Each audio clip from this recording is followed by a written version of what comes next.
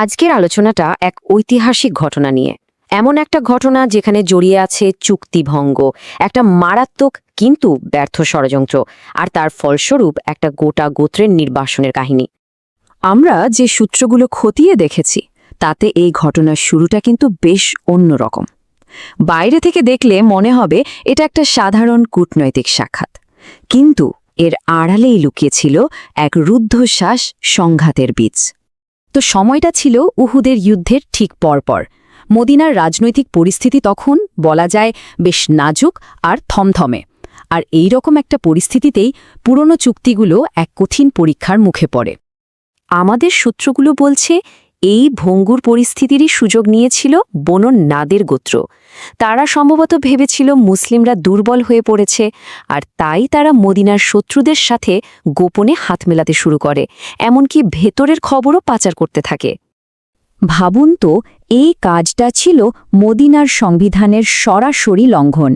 মানে যে চুক্তির ভিত্তিতে শহরের সব সম্প্রদায় একসাথে মিলেমিশে থাকত, একে অপরকে রক্ষা করার প্রতিশ্রুতি দিয়েছিল, ঠিক সেই চুক্তিটাই তারা ভেঙে ফেলল। এই যখন পরিস্থিতি, ঠিক তখনই সম্পূর্ণ আলাদা একটা ঘটনা ঘটল। আর এই ঘটনাই নবীকে বনু নাদির গোত্রের দুর্গে যাওয়ার একটা আনুষ্ঠানিক কারণ তৈরি করে দিল। বলা যায় এখান থেকেই আসন্ন সংঘাতের মঞ্চটা প্রস্তুত হতে শুরু করে। আর এই ঘটনার একদম কেন্দ্রে ছিল বিয়াত বা রক্তবনের ধারণা। তাহলে দেখুন কি হলো।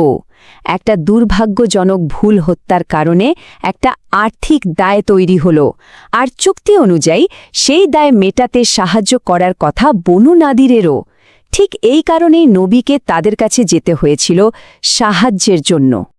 তো চলুন দেখি এরপর কি ঘটল, কারণ বাইরে থেকে যেটাকে একটা সাধারণ আর্থিক আলোচনা বলে মনে হচ্ছিল, সেটার আড়ালে কিন্তু চলছিল এক ভয়ঙ্কর ষড়যন্ত্রের প্রস্তুতি।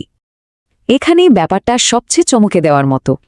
একদিকে তারা উষ্ণ অভ্যর্থনা জানাচ্ছে, বলছে হ্যাঁ হ্যাঁ আমরা তো আছি, চিন্তা নেই। আর অন্যদিকে সেই একই সময়ে ভেতরে ভেতরে চলছে নবীকে হত্যার নিখুঁত পরিকল্পনা। কি সাংঘাতিক দ্বিচারিতা! তবে মজার ব্যাপার হলো এই ষড়যন্ত্রে কিন্তু সবাই একমত ছিল না। তাদেরই একজন নেতা সাল্লাম ইবনে মিশকাম এর বিরুদ্ধে ছিলেন। তিনি বাকিদের সতর্ক করে বলেছিলেন যে এর পরিণতি ভয়াবহ হবে, আর নবী ঠিকই এই ষড়যন্ত্র ধরে ফেলবেন। ভেতরে তখন চাপা গুঞ্জন, ফিসফাস, কেমন যেন একটা অস্বাভাবিক ছোটাছুটি। নবীজি ঠিকই আঁচ করতে পারলেন যে কিছু একটা গড়বড় আছে, কোনো একটা ভয়ঙ্কর কিছু ঘটতে চলেছে। আমাদের সূত্র বলছে ঠিক সেই মুহূর্তেই ওহী নাজিল হয়। ফেরেশতা জিব্রাইল আলাইসাল্লাম এসে নবীকে এই আসন্ন বিপদ থেকে সতর্ক করে দেন। আর এরপর নবী এক মুহূর্ত দেরি করলেন না। কাউকে কিছু বুঝতে না দিয়েই তিনি অত্যন্ত দ্রুত আর নিঃশব্দে সেখান থেকে বেরিয়ে গেলেন, ষড়যন্ত্রকারীরা তাদের পরিকল্পনা কাজে লাগানোর ঠিক আগে। ব্যাস, হত্যার চেষ্টা ব্যর্থ হয়ে গেল, ষড়যন্ত্রটাও পুরোপুরি ফাঁস। এরপর নবী আর দেরি করেনি। একজন দূতের মাধ্যমে তাদের কাছে একটা খুব স্পষ্ট আর কঠোর চরমপত্র পাঠিয়ে দিলেন। তবে সেই বার্তায় কিন্তু যুদ্ধের ঘোষণা ছিল না, ছিল নির্বাসনের আদেশ। পরিষ্কার জানিয়ে দেওয়া হলো তাদের বিশ্বাসঘাতকতা সব বিশ্বাসের দরজা বন্ধ করে দিয়েছে, তাদের সাথে আর এক শহরে থাকা নিরাপদ নয়। যখন তারা বুঝতে পারল যে তারা ধরা পড়ে গেছে, তখন তাদের প্রতিক্রিয়াটা ছিল দেখার মতো। একদিকে ভয়, অন্যদিকে ঔদ্ধত্য। তারা ক্ষমাও চাইল না, বরং উল্টো বেঁকে বসল, সাফ জানিয়ে দিল আমরা কোথাও যাচ্ছি না। তাদের এই প্রতিরোধের কারণে শেষ পর্যন্ত দুর্গ অবরোধ করতে হল, এবং এই অবরোধের মুখে গোত্রটি আত্মসমর্পণ করতে বাধ্য হয় আর মদিনা ছেড়ে চলে যায়। সূত্রগুলো থেকে আমরা যা জানতে পারি তা হল এই অবরোধ নিয়ে কিছু ভিন্ন মত থাকলেও বেশিরভাগ ইতিহাসবিদই একমত যে তেমন বড় কোনো রক্তপাত ছাড়াই ব্যাপারটা মিটে গিয়েছিল। এখন প্রশ্ন হল, বনু নাদিরের ছেড়ে যাওয়া বিশাল সম্পত্তির কি হবে? সিদ্ধান্ত নেওয়া হলো সেই সম্পত্তিগুলো মুহাজিরিনদের দেওয়া হবে, মানে সেই সব মানুষদের যারা মক্কায় নিজেদের বাড়িঘর সবকিছু হারিয়ে মদিনায় একরকম শরণার্থী হিসাবেই এসেছিলেন। আর এই সম্পত্তি বাজেয়াপ্ত করার পেছনে কিন্তু একটা শক্ত আইনগত ভিত্তি ছিল।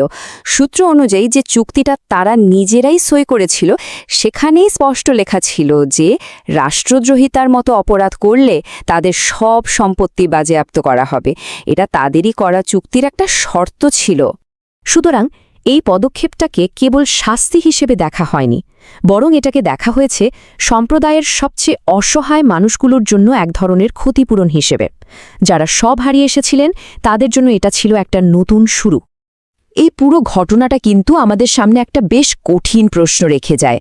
যখন বিশ্বাস এমনভাবে ভেঙে চুরমার হয়ে যায়, তখন কি নির্বাসনই নিরাপত্তার একমাত্র উপায়? যখন একটা সমাজের একেবারে ভিত্তি মানে শান্তি চুক্তিটাই লঙ্ঘিত হয়, তখন একজন নেতাকে কতটা কঠিন সিদ্ধান্ত নিতে হয়?